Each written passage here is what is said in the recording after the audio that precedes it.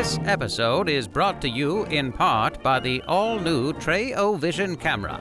Order yours today. Stop that, that's my nose. Leave it alone. Mark, that's my ear. What are you doing? Mark, stop it! Tiny! What are you doing, Mark? Get the out of here! Hey, P. Hey, how's it going? Good. Please leave. Coming up on this episode, 3 flight school friends want 3 cars, all at the same time.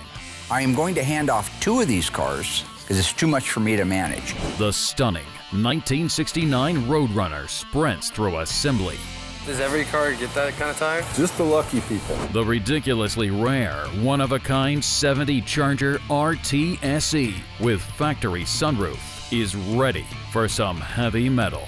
I'm able to duplicate the factory assembly look as much as possible. And will Mark's attempt at team building backfire when his rising star rookie requests a demotion? Demotion will get you a worse nickname, yes. I want one of those. Finally, the Iceman hits the streets with the freshly finished 1970 Roadrunner convertible 383 4-speed. This is a really nice running, driving car. Very impressed. And in a rarely seen on-location reveal, Mark sends his tiniest team member to film the reaction of a very eager and very tall client. He's a monster of a man, psychopath. I'm sending Tiny out there. That's called payback. So you enjoy yourself when Mike finds something wrong with the car, Tiny.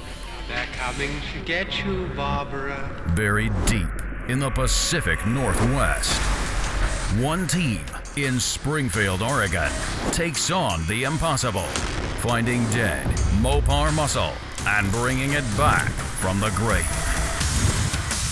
Award-winning Master of Mopar, Mark Warman, his cousin Doug, his daughter Alyssa, his best friend Royal, his painter Will, his assembly tech Justin, and the rest of the GYC ghouls are restoring, resurrecting, and recreating some of the fastest, fiercest, and rarest muscle cars on the planet. This is Graveyard Cars.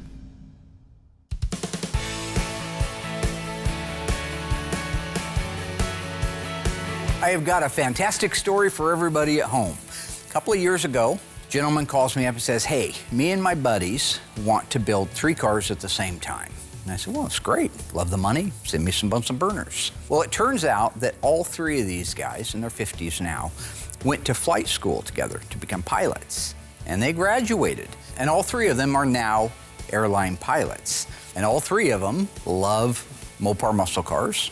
All 3 of them want similar drivetrains, but completely different cars, and they want them built at the same time. They're 3 amigos, right? I get it. It's a wonderful time in their life where they can do something like this. The guys ended up deciding on a 1970 Plymouth Barracuda convertible, a 1970 Plymouth Roadrunner, and a 1968 Dodge Charger. I am going to hand off 2 of these cars, one to Will and one to Alyssa, to follow through the shop, because it's too much for me to manage. I am going to manage the 1968 Dodge Charger on my own. So the owner of this 1970 Barracuda, Southwest Pilot Jeff. So this car is getting the 392 crate engine Hemi with the Mopar Performance Control Unit. The Silver Sport 6-speed manual transmission, 354 Dana 60 rear axle, the Magnum Force transformer front suspension, and the classic Auto Air retrofit air conditioning system. We're painting this one FE5 Rally Red with wonderful Krager wheels and BF Goodrich radial TA tires. So my job is to make sure that this 1970 Roadrunner makes it through the shop at the same pace as these other 2 cars. The owner of this car is Delta Pilot Jeff. This car is getting a Red-Eye Hellcat crate engine and a Mopar Performance Control Unit. It'll be backed up with a Silver Sport 6-speed manual transmission and a 3.54 Dana 60 rear axle.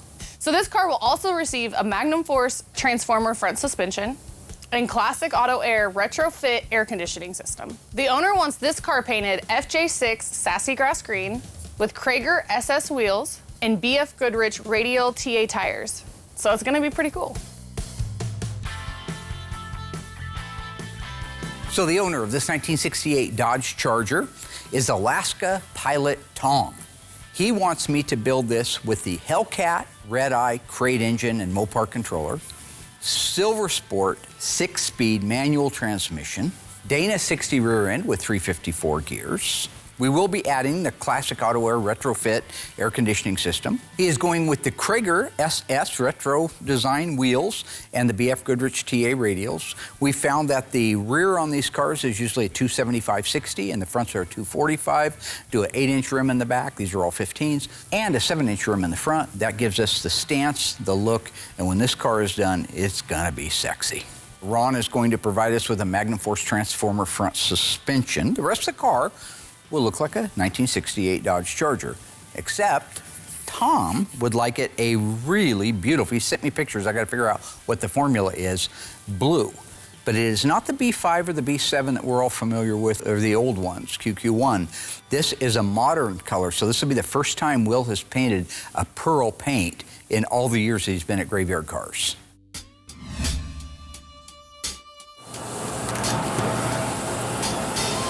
Beautiful. All right. There we go. So our 69 Roadrunner is doing really, really well. As you recall, we did the body and the paint. We've installed the drivetrain on it. Right now, Doug is installing the Krager wheels on it. It's one of the things that we have to do is to get it mobile so that we can send it out and have the headliner and the vinyl top done. And then I like to roll them around. Oh, okay. Let the wheel center itself. And then we can use our power tool to run them down. Yeah. And then I tighten them in a crisscross pattern, right? Like a scar, right? Yep, yeah. yep. I always forget the reason why you have to do that. Oh, they like you to do that so that you don't warp something. It makes them tighten evenly.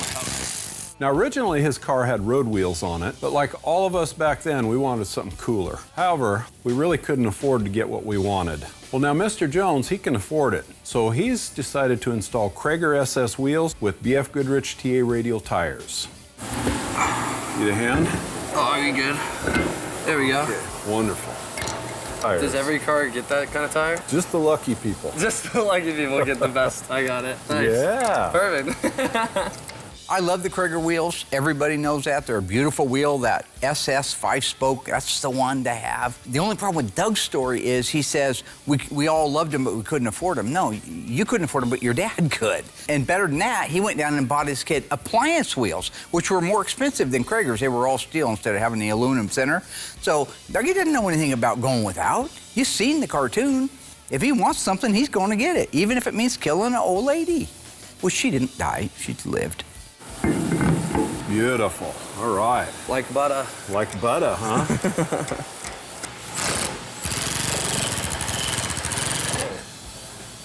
Young Doug in action. Young Doug? Where do you find one of those at? Takes me all the way back to when I was your age. Really? Yeah.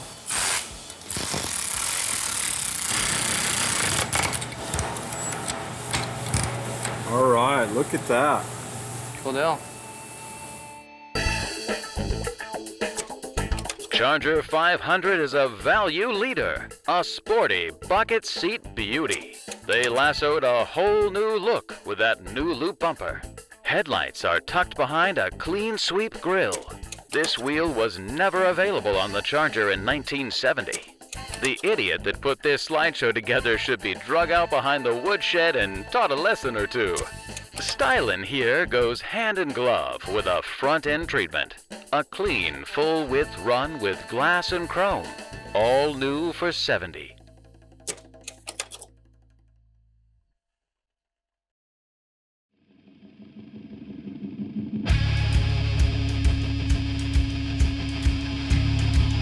This 1970 Dodge Challenger A66 4-speed car is one of 1,830 ever made.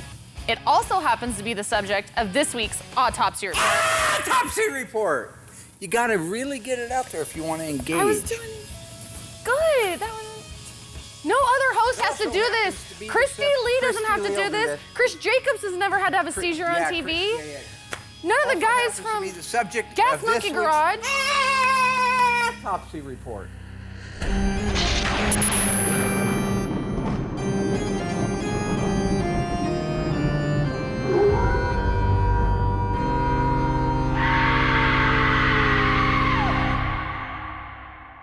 So remember, guys, when we're reading a fender tag, we start from the bottom, go to the top, and left to right.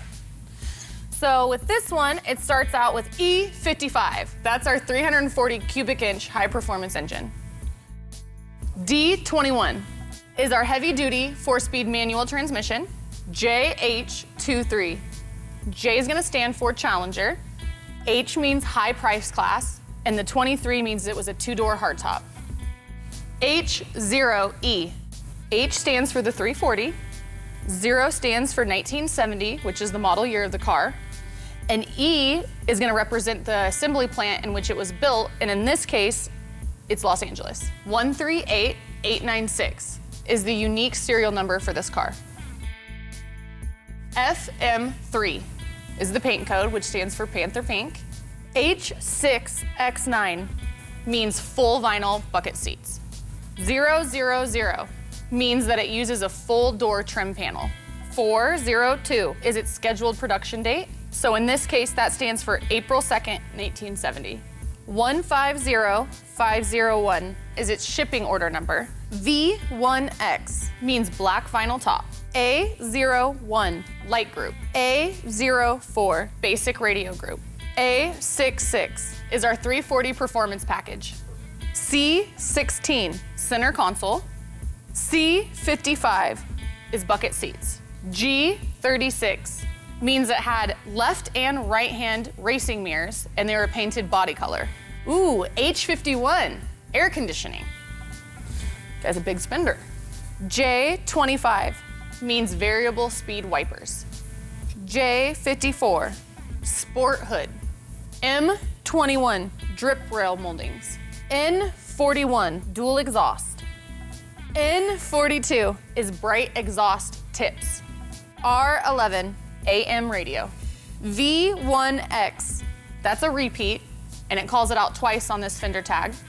It means black vinyl top. V98, you know, that kind of sucks in this case, just because it means that they deleted the bumblebee stripe, which is a bummer. Y16, sales bank. Last but not least, 26. That means it had a 26-inch radiator.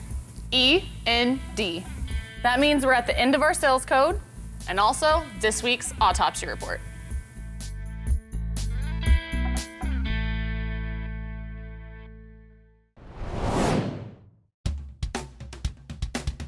Once Doug and Hunter got the wheels installed on the Roadrunner, we were able to send it off and get the headliner and the vinyl top installed. As soon as we got the car back from the upholstery shop, I was able to start on the final assembly. All right, let's start with the center. Okay. All right, and that just goes right above the little header piece. Should be pretty easy. Yeah, we can just finger tighten these for now. Okay. It doesn't really matter which end of the car we start on for the assembly, but one of the things I like to do is to start on the front of the car and work my way towards the back. So on the 69 Roadrunner, the first thing we installed is the grille assembly. This grille is a new reproduction part from Classic Industries. You can order the grille and the headlight bezels at the same time. They look really great, and you save a lot of time restoring some of the original ones, depending on what the quality of that original part was. So, And then I have one more, wait. one more, probably got the back corner? Oh, right here? nope. Yep, there you go. Yeah, you can probably push that in just a little bit. There you go. I'm afraid to put pressure on these. I feel like they'll snap easily. Oh yeah, it's thin, but there we go. Oh, there we go. Okay. Awesome. So I've really been hounding people around the shop to come and get me if they need an extra set of hands. For one, it gets me out of the parts department, and two, it gives me more experience. So I really like it. I like to help out. I hate being stuck up in the parts room. That can get really boring. Plus, I think this is the first 1969 Roadrunner that I've done a front end and grill on. Okay. Awesome. Get this side.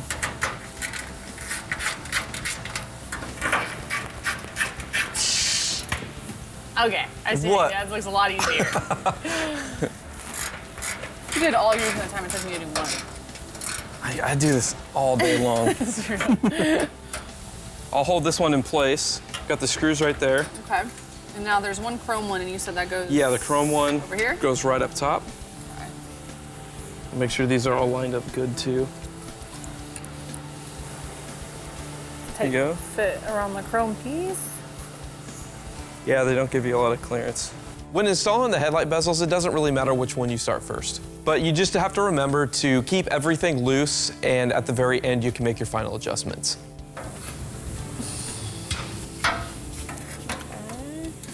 Yeah, so... How would you put it on? Right there, yeah. See, they just like to walk around. Nice. Nice. Boom, wow, there. that looks There's good. the grill. Yeah. And I think the next thing we can do is, you want to put a bumper in? Yeah. All right, let's do it. Hopefully that's easy too. Charger's 6 or V8 model is a price leader with a price tag below last year's. 3-speed manual on the column is standard with the 225/6 and 318 V8, and it's fully synchronized on all V8 models. Changes gait slicker than an Eastern show horse. This all-vinyl bench is standard in the Charger. All Chargers got it, and it ain't offered on the 500 or the RT.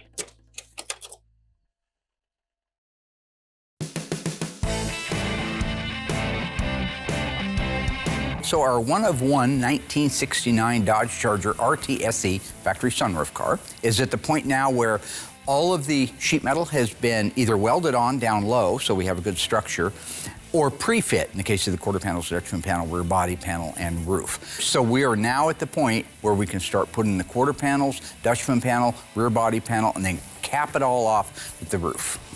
On our sunroof Charger, I was able to get the jam work done on the Dutchman and the inside of the quarters. I treat all of our jam work just like it's the outside of the car. I want it to look nice and perfect. So just like the roof, Josh was kind of struggling a little bit. He says, Will, I need help, I need help. To lift a big quarter panel the size of me. No, to get the placement right. Okay. So I've stopped what I'm doing to come over here and give my friend Josh a hand. He gets overwhelmed easily. I have fit this many times. Fitment's good. Are you sure? Oh, yes. Okay. Installing the sheet metal on the rear of the car at this point is pretty easy. I've already fit and pre-fit all the panels on here at least a half dozen times. Oh, your holes don't line up, huh? Oh, interesting. Going in pretty smooth. Sometimes to make adjustments, the panels have to come off and go back on. There we go. Oh, it went well. You saw where he struggled. Things weren't lining up properly, but I just kind of adjusted it as he was screwing it together, so I think we're good at this point. Went together pretty good. Yeah, it is. He did a good job. He's learning, but we're getting there. One thing I like to do to make life easier is make locating holes in every panel. When I have a panel set in place and I know where it needs to be, I put a sheet metal screw in certain places. It works really good to hold everything in place. But also when I take it apart the final time to paint all the inner pieces, they work as alignment holes going back together, so I know everything is where it should be.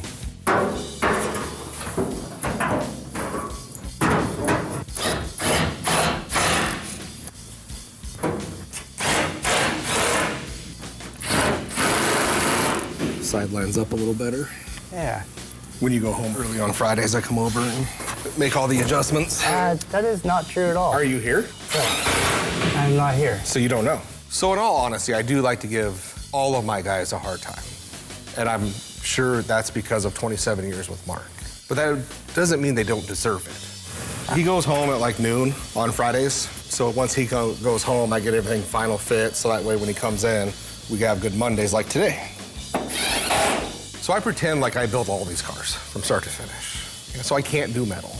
I mean, that's been proven. But I can definitely get you guys at home to believe I can, and that's what's really important. All right, we good? We're good. Thank you for your help, Will. No problem. Let me know when you're ready to fit the Dutchman. All right. After I get both quarter panels installed, I put the Dutchman in place. All three parts have to be aligned before you can start welding. If you get one piece slightly off, it makes it almost impossible to get good gaps on all the other panels. With the quarters and Dutchman in place, I can install the rear body panel. Again, all these parts are aligned perfectly to the car before I can start welding.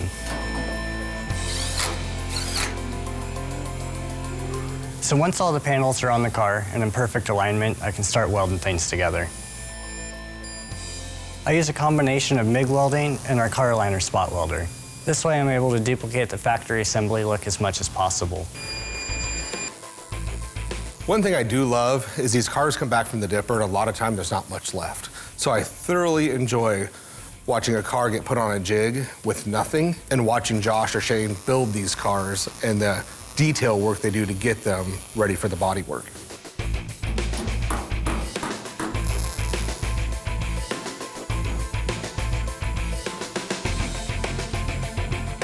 Before I weld the Dutchman panel in place, I like to add a bead of seam sealer between the panel and reinforcements. The factory usually had a small dab of sealer and it usually broke away. I put a little bit more so ours will stay forever. So the nice thing about the way we're doing it now is when you put that Dutchman panel down, there's a reinforcement underneath there, a plenum, if you will. You go to a regular B-body and they still have brackets, they just don't use the whole plenum. The factory either put very little seam sealer in between those two or none at all.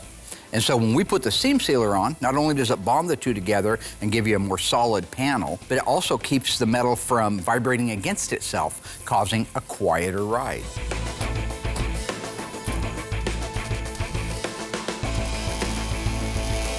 The first few welds on every panel I carefully place to prevent the panel from moving. Typically I'll place a weld in the center of the panel and then one on each side. If I didn't do this and welded from one side straight to the other, the panel could shift and change all the gaps.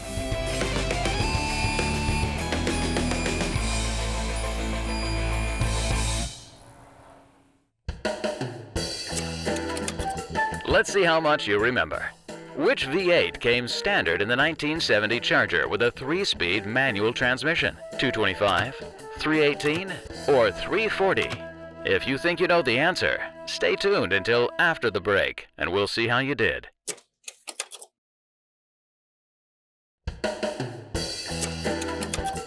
Welcome back, y'all. Let's see how many of you got this one right. Which V8 came standard in the 1970 Charger with a 3-speed manual transmission? If you said 225 or 340, go join the rest of the idiots. The correct answer is 318. Any Dodge fan would know the 225 is a slant 6 and not a V8, and the 340 was never available in the 1970 Dodge Charger. In addition, leather and vinyl buckets come with the SE package, choice of 4 colors. That's a trigger grip with Hurst linkage mounted to that 4-speed manual transmission, and that reverse light on the dash warns you of accidental backups in case you're a dumb driver. The whole dash is padded too. That heater is standard, and you have a choice of 4 music options. There's AM/FM radio, 2 AM radios, and a stereo tape unit. This is our donor roof that we're going to be installing on our 69 RTSE. We've covered all of the things that make this really unique. I do have the other one setting back here that I want to show you a couple of differences that happened in just possibly 1 year. I don't know for sure. I never saw the car this came off of. This may have come off of a 70 Dodge Charger, and 68 the sunroof wasn't available, so it almost has to either be a 69 or a 70. The difference is, if you look back here, all the same, both of these. This module looks identical to that one. It has the same strength pleats put into it, but you'll see only one bracket right here. Up here you see there's no bracket here, although there's evidence there may have been one, disappeared. The most important thing is the difference between these brackets. So here, in this run, you see one bracket. Here, you do not see the forwardmost bracket. Let's take a look at the one back here, and you'll see there are 2 brackets on it. Now on this module, this is the original one that came off of the car. Not one in the middle, but 2 brackets. Why did that happen? Nobody knows. I didn't work at American Sunroof Company. I don't know anybody that did. We know this came off a 69 model car. If that other one came off of a 1970, and this is a 69, it's possible that they realized they don't need both brackets. And that's why in 70, they only put one right here. Or the guy that did it was stoned and had no idea what he was doing, right? It was California, it was the late 60s, early 70s, reefer madness. Well, tiny, you know. But back here, the rest of the module looks the same. The best part of this visual right here is you can see all this peppering through here. The holes down here in the trough from all the rust. That's why we needed to put a complete unit on this car. So right now, we are getting ready to install the roof on our 69 Charger. All of the rest of the metal work has been done. All that has to go on after this, after the welding, is the rear body panel. Then that car is ready to go over to the mudroom. Cut.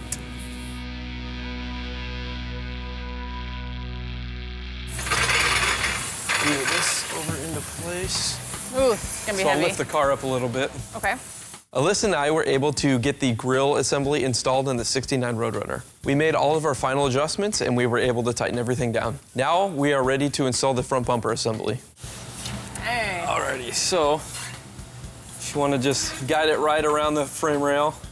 So the way that Justin has this front bumper set up is perfect. First thing you do is you put in the bumper bracket bolts and keep them loose, and then you rock the front bumper up, and doing it this way makes you much less likely to scratch the new paint. So he's got it down. So when you adjust it, is it gonna change the height of the bumper at all? Can you adjust No, my side? I'll hold it in place if you want to tighten it. Okay. And I'll make sure that it stays where it needs So to. you're gonna tighten the back one first? Or the Yeah, front? Okay. yeah, tighten the back one first. Okay. Okay, I think Go you're ahead. good to, yep. Is that good, or Yep. just tighten it will go? Yep, keep going. Okay. Nice. Nice, yeah, we see we got a nice even gap on each side. With the front end together, we can start working our way around the rest of the car. With emblems like this, you want to be very careful when tightening them up into place. These parts are actually made of pot metal and they're not very strong. If you're not paying attention, you could over tighten them and strip the stud or break it off. If you do, the emblem's no good and you have to replace it. Another thing you want to be careful of when you're tightening these things down, especially these long Plymouth emblems, is you can skewer or distort, make the letters wavy. So just make sure when you're tightening those things down in the back, you're making sure that emblem is nice and straight. All right, now that's on there. Close it, step back, take a look. We're done. Ooh, Man, that looks great, doesn't it? Looks nice, yeah. The emblem really finishes it off. It does. Yeah. Awesome, Nice. good job. That's good, thank you. Yeah, That no was problem. fun.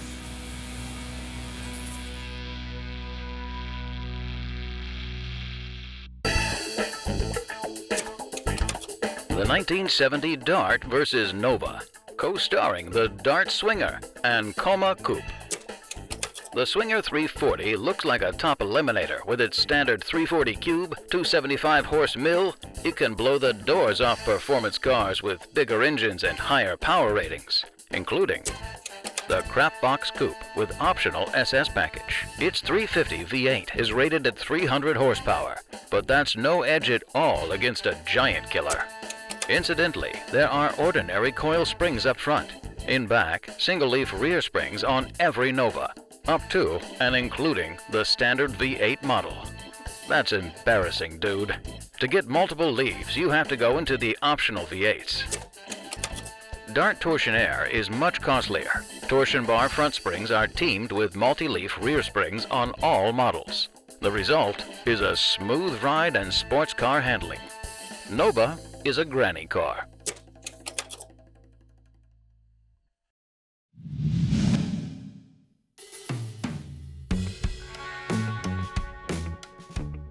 So I just wanted to give you both a quick review.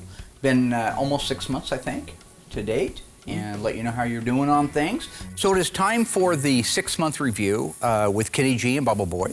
They are best friends, played football together. They started here at the exact same time. I wanted to bring them in as a pair of buddies and give them their individual reviews. There's a method behind it, and you'll see what it is, but it's an opportunity for each one to see how the other one is doing and see where they can grow, or maybe where they're accelerating and they can help their friend grow. That's the point behind bringing them in at the same time. I believe in building people up. That's part of my job. Is I tell you when you do something wrong, and I can also tell you when you do something right. Gotcha. Mostly talking to Brody. Oh, yeah. So I want to let you know you're doing a phenomenal job. Will says you are doing more and more spraying, and plus you're very meticulous at your sanding and getting in all the reverse curves, the hard to get to areas. You know, this is the best part of my job, is when somebody is accelerating and doing well. So little Kenny G, you know, He is doing awesome. I just want to say I think you're doing a fantastic job. You meet all the criteria to get a raise. So that'll go into effect immediately. I'll tell Tiny Dancer to make that happen. Sweet. Absolutely, absolutely awesome. Bubble Boy, on the other hand. My turn? Bubble Boy. Your review isn't going as well. So Oh, that's not good. I want to play a clip for you and see if it rings a bell for you at any point, okay? Yeah. If you recognize the guy in this scene. All right. It's because I'm so strong that it was, effortless.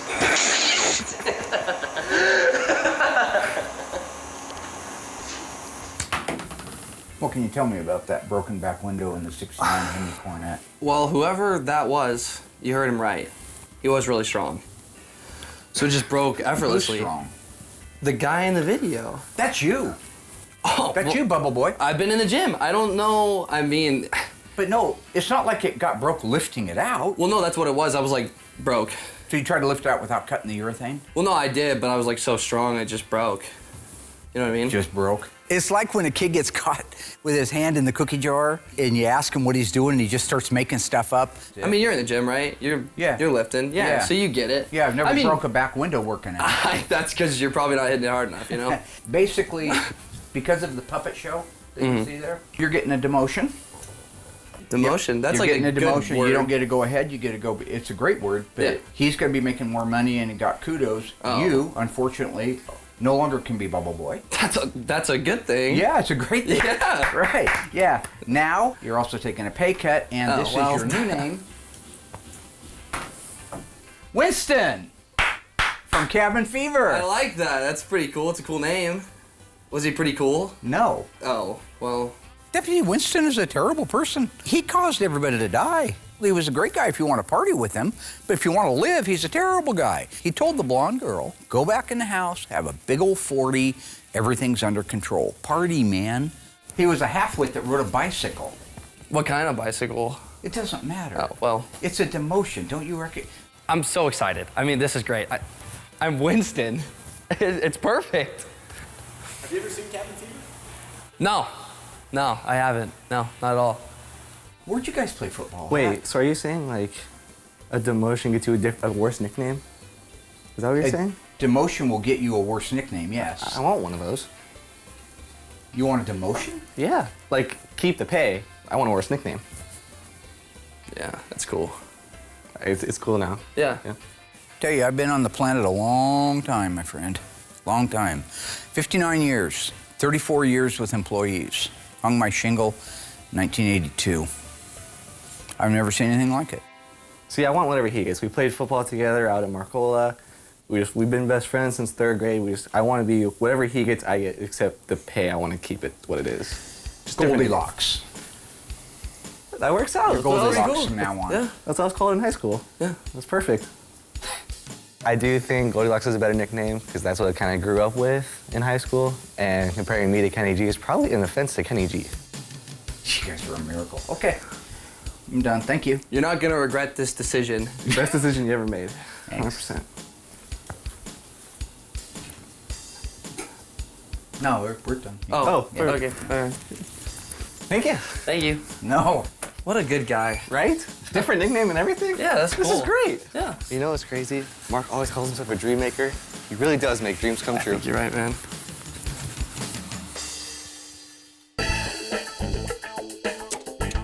The 1970s Swing and Swinger two-door hardtop is Dodge material. The moron Nova buyer who wants a two-door has to settle for a coupe. No hardtop. Talk about cheap. Both Dart and Nova offer interior and exterior trim options for the models covered so far. For instance, Dart's new safety door release lever operates only with a deliberate inward pull. No accidental nudge can cause the door to fly open. Coma still has the old ejection-style handle, which is perfect for a ticking time bomb. Also, Sandy's seatback release lever in her Swinger is at a decent height. Ted Bundy has to reach every time. Swinger's seat is higher, softer, and more comfortable.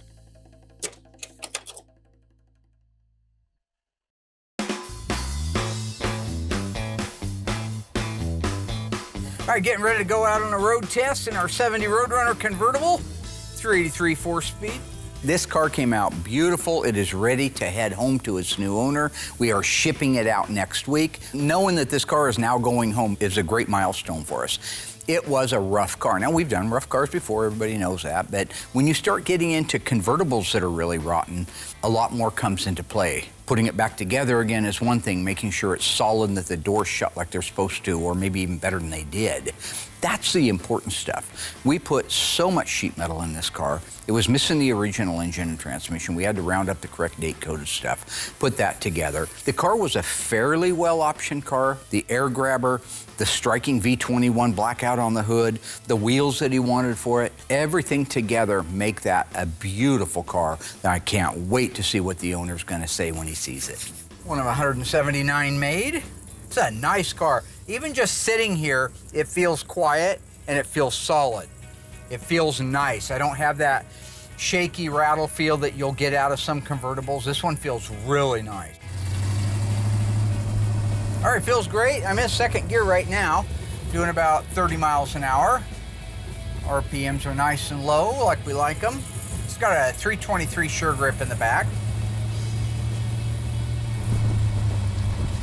Okay, driving down the road, I'm doing about 40 miles an hour down Main Street, third gear, feels good, no shakes, no rattles. Steering feels pretty tight for power steering. We always do the stage 2 from Firm Feel. Tightens it up a little bit, gives us a little better feel of the road. But overall, this is a really nice running, driving car. Very impressed.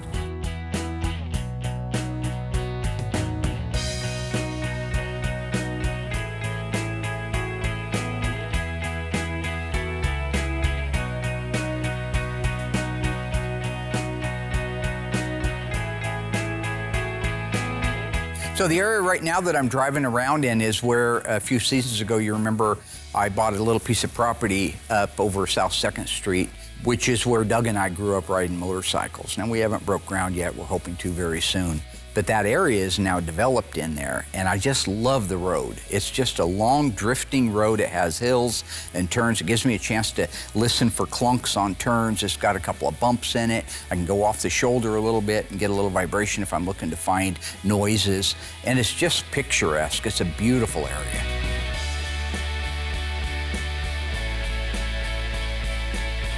So on our convertible Roadrunner, it really was a gorgeous car with the Hemi orange paint going on the engine, the black top, the stripe, the contrast was amazing, the interior work. Justin really did a good job putting this thing together. Just one of those very classic American hot rod cars that I just totally fell in love with.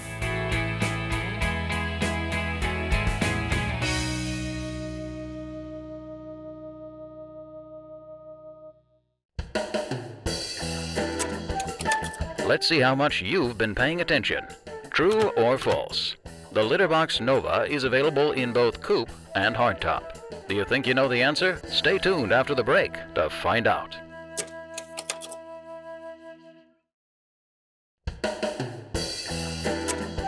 Welcome back. So, do you think you know the answer? The Litterbox Nova is available in both coupe and hardtop. If you said true, you are wrong. And should be forced to ride in the passenger seat of stuntman Mike's Nova while he hits the brakes and bashes your skull into the steel frame dash. In addition, there's the difference in the instrumentation between the Dart and Nova. Dart has gauges for temperature, fuel, speed, and alternator. The only warning light is for oil pressure. Nova has a speedometer and fuel gauge. All other conditions are reported by warning lights only. There's a reason they call them idiot lights. And compare the readability of these two panels. Swinger's smoother handling, plus the extra 30 horsepower over your standard V8, can equalize a lot of tricky driving.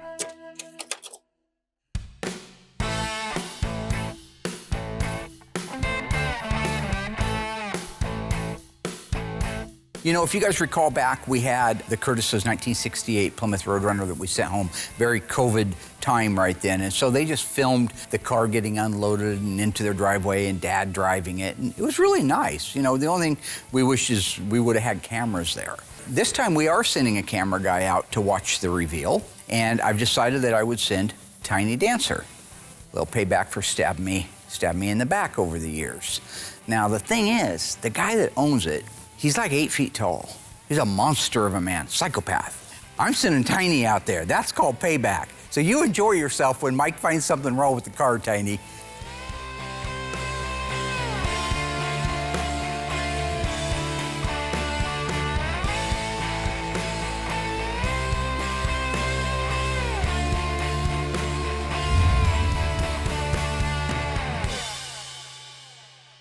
My name is Mike. I'm from Central Ohio, and my relationship to the car is that I acquired it around 6 years ago, and then I had sent it out to Mark to have it restored. It was rusted from the bottom up. How did you hear of Graveyard Carz? Through a friend of mine and through media, the television show, I called Mark.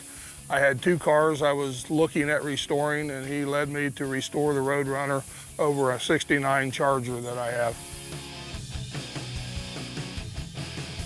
How was I feeling the day the car arrived? Relieved. Were you excited? I was relieved. It was a long journey.